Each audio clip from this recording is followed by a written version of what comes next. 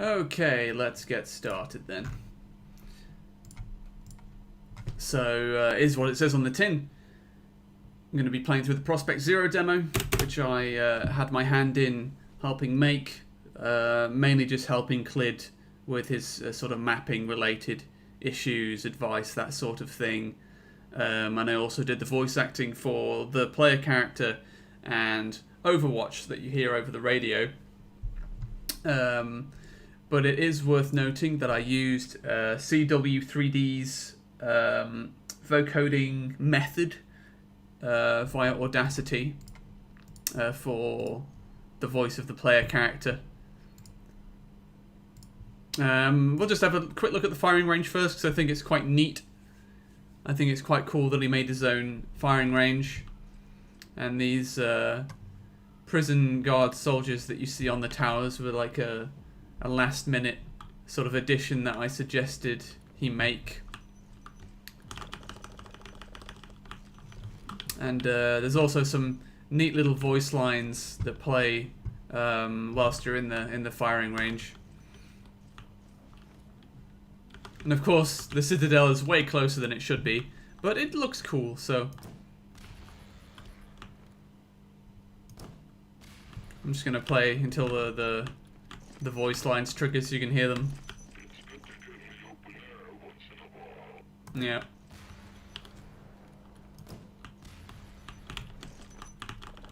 Now, for like how much the player character talks throughout the game, I sort of deliberately kept it like quite low. Like he doesn't talk as near as much as Bad Cop does.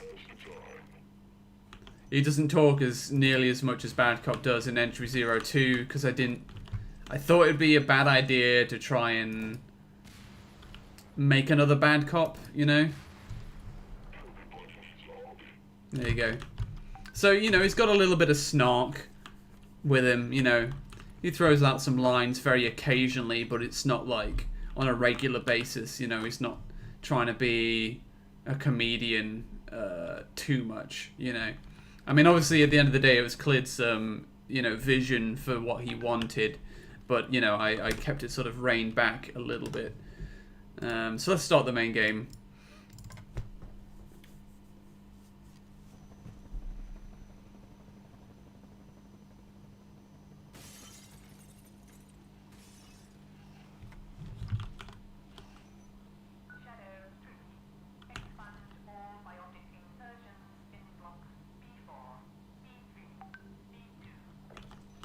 So that's my voice.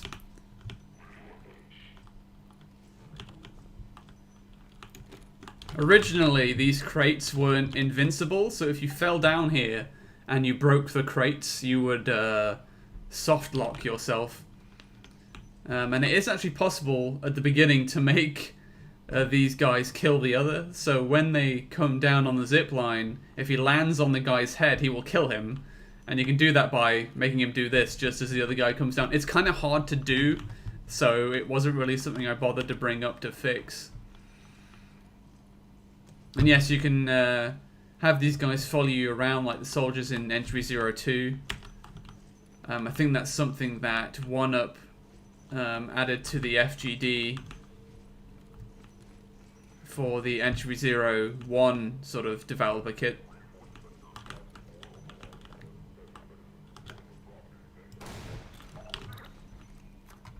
With the lack of a melee weapon, I was very careful to bring up with Clid that you can never soft lock yourself by running out of ammo. So there's always ammo. There's always a crate nearby that will give you infinite ammo if you're in an area that you need ammo to get through.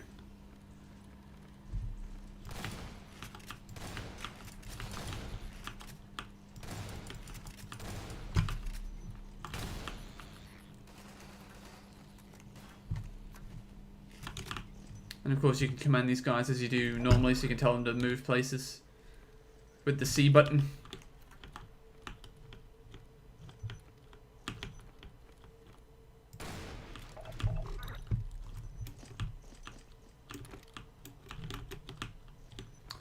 We had some issues having these antlions actually come down from there for a while. They wanted to stay on the roof.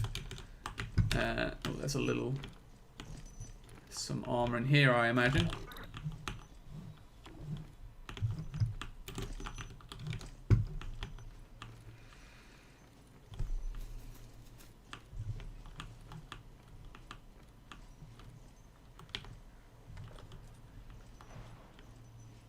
Some pretty nice environments, I think. Very dark and moody.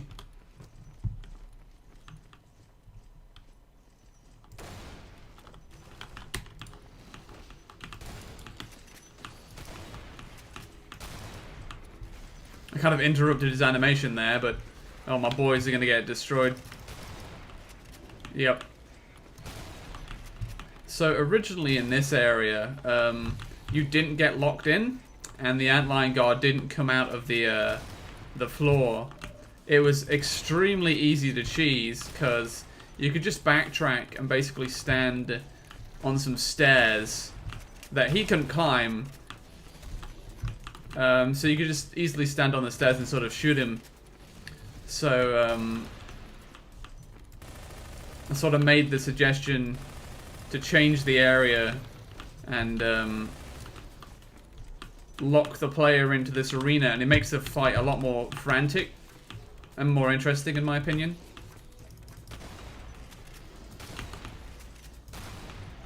There we go. There you go, that's one of the comments by the player character. So, you know, he gives the occasional quip every now and then, but he's not talking, you know, constantly.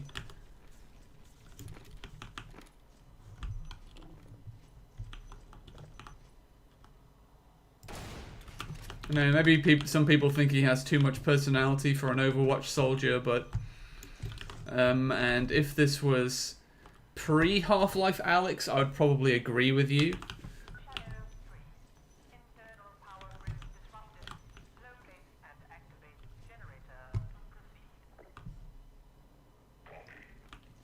So, no spoilers, but the soldiers in Half-Life Alyx speak with a lot more personality. And not just the grunts either, as somebody will probably want to bring up.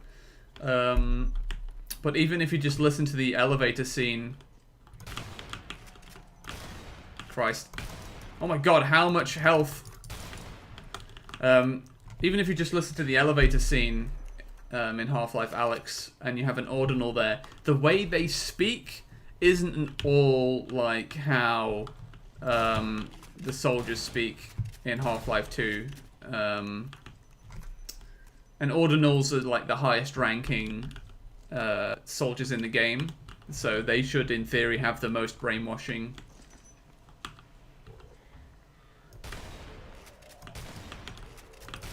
My god, they have so much health.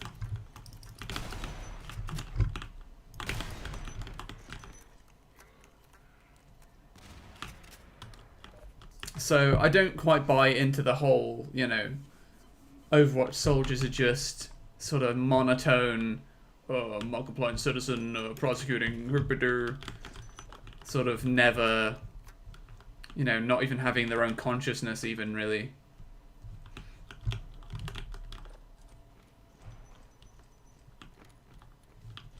So I think, you know, with this guy, just find antlions. No other humans around other than other soldiers. Shit's gone to hell. I think, you know, I think it's reasonable that he would maybe say some stuff if he was so inclined, you know, as long as it's not gratuitous, which I don't think it is. And I think most of his lines are just him saying "Roger that, copy, acknowledged" to Overwatch over the radio.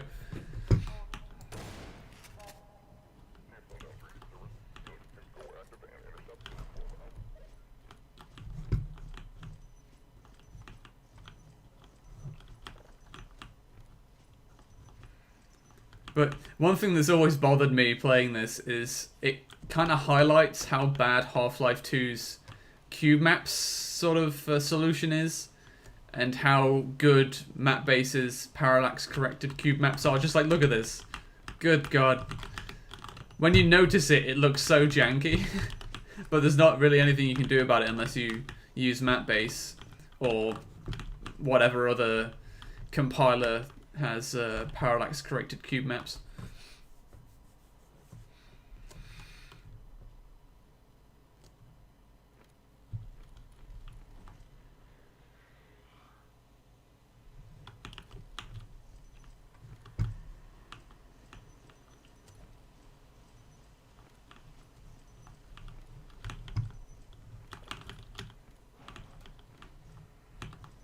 Don't need any health.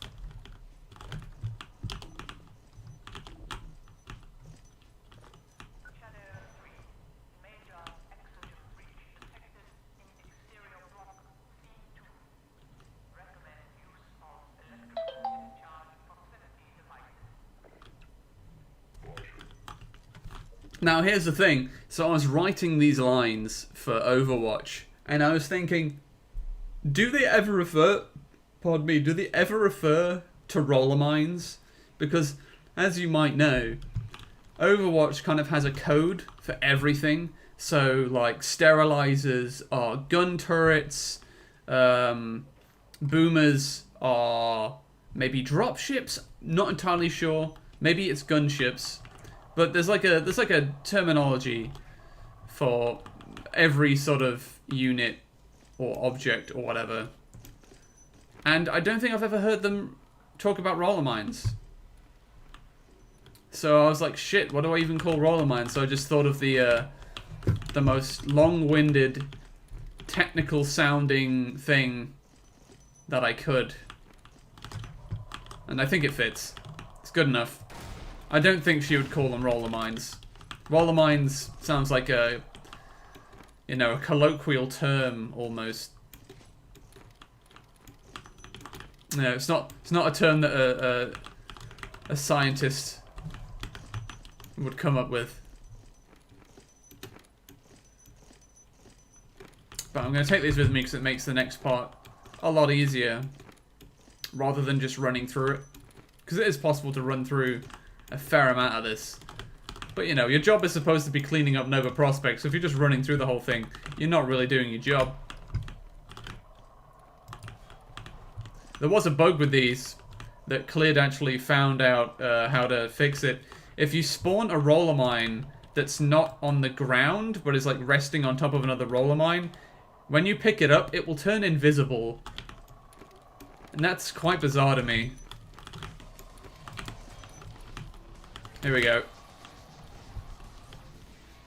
Look at all these antlines. There are exactly 35 antlines in this area.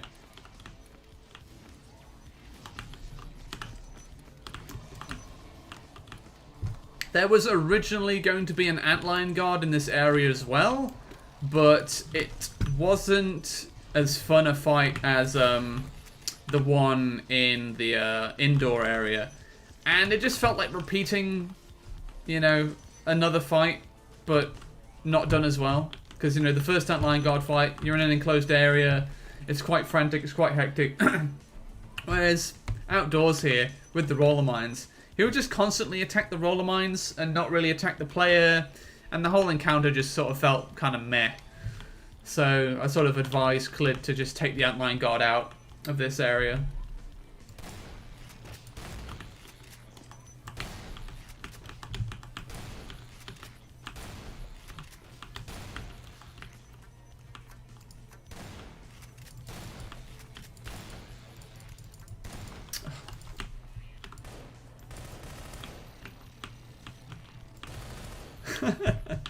It made all that effort to fly over just for me to take one step. There you go, look at the... Once again, Citadel is way too close than what it should be canonically. But, you know, fuck it. It looks cool. Who cares?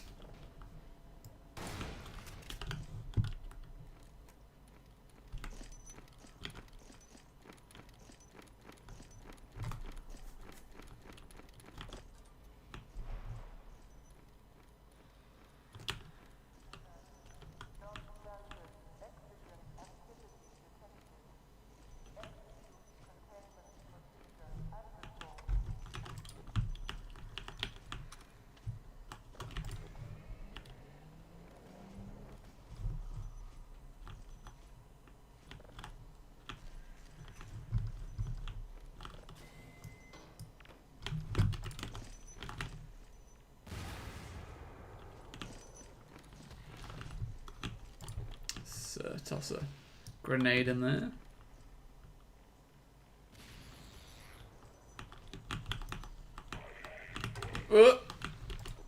Because they can't get through the hole.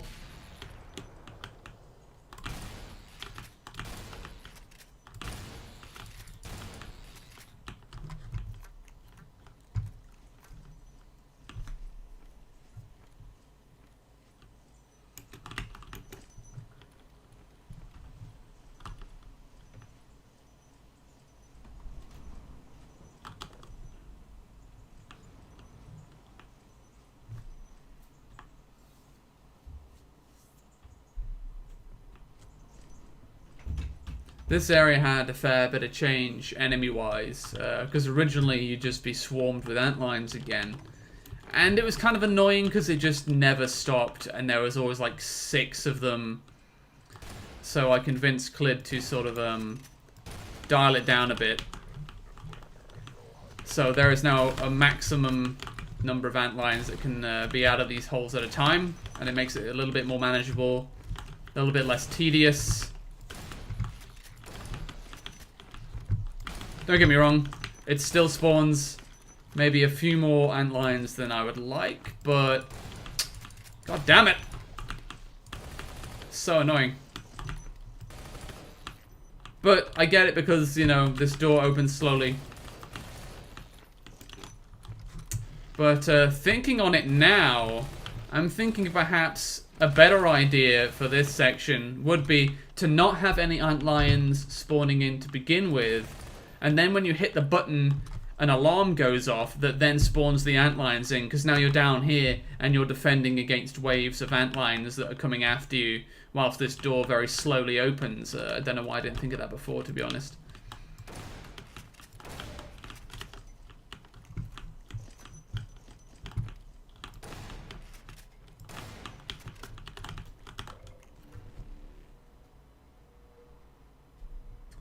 Just fill myself up because I'm OCD like that. Okay, let's roll. Okay, that light isn't exactly centered very well, but the lighting in here was super janky before. I have no idea why. The ceiling was completely black.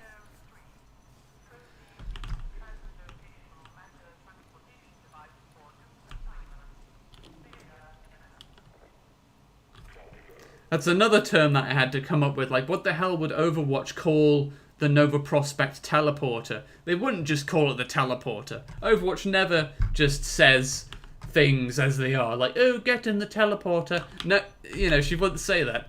And now you can sprint through this area very easily, but I won't do that. Let's see if this is actually doable. Oh, shit. Let's fight our way through here.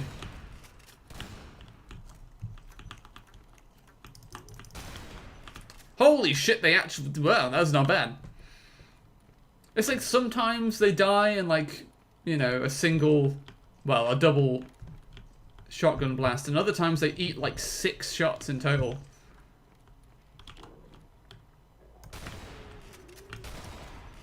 Maybe it's because, I don't know, you need to aim for the top of the head crab.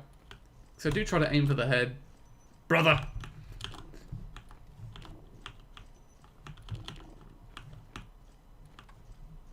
This area looks pretty cool.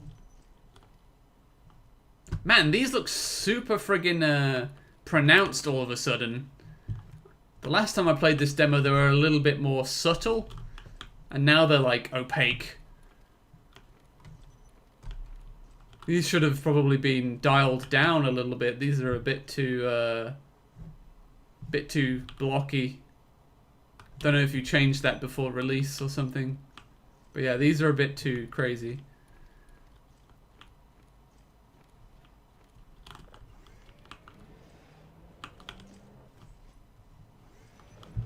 Here's a familiar room.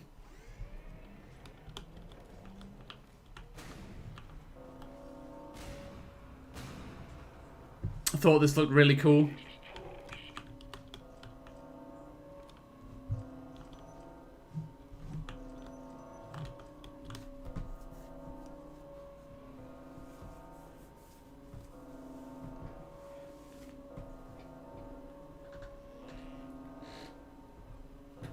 And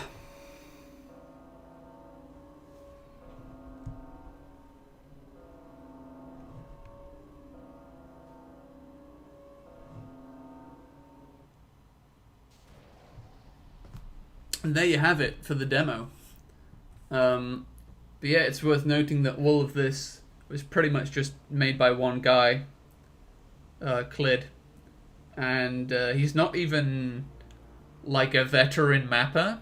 He learned to map by doing this project, which is why I sort of gave him my sort of advice and sort of help on it, just consulting him. I've done no mapping myself.